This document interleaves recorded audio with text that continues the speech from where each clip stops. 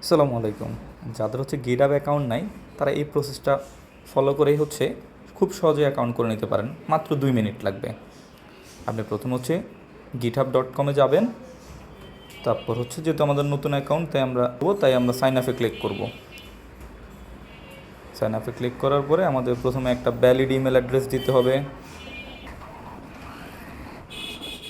তারপরে আমরা হচ্ছে একটা পাসওয়ার্ড দিব। পাসওয়ার্ডের ক্রাইটেরিয়াটা নিচে উল্লেখ করা আছে, আমরা পরে ওই অনুযায়ী আমাদের একটা পাসওয়ার্ড দিব যেটা আমাদের মনে থাকবে।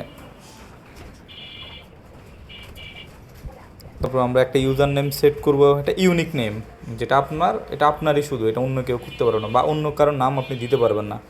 ইউনিক নেম, এবং এটা হচ্ছে আমাদের সবসময় কাজে লাগবে এবং মনে রাখতে হবে।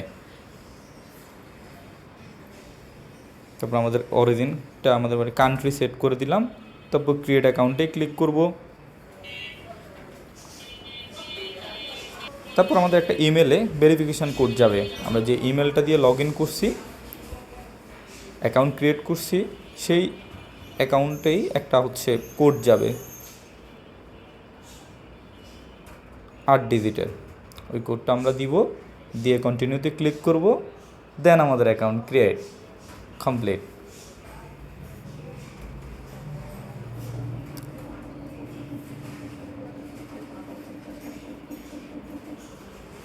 তারপর সাইন ইন করে নিব। সাইন ইন করলে এই যে আমাদের গিটহাবের অ্যাকাউন্টের ফ্রন্ট পেজ, আমাদের প্রোফাইল দেখতে পারবো।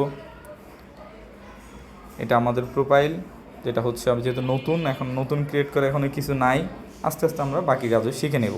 Tata, bye bye.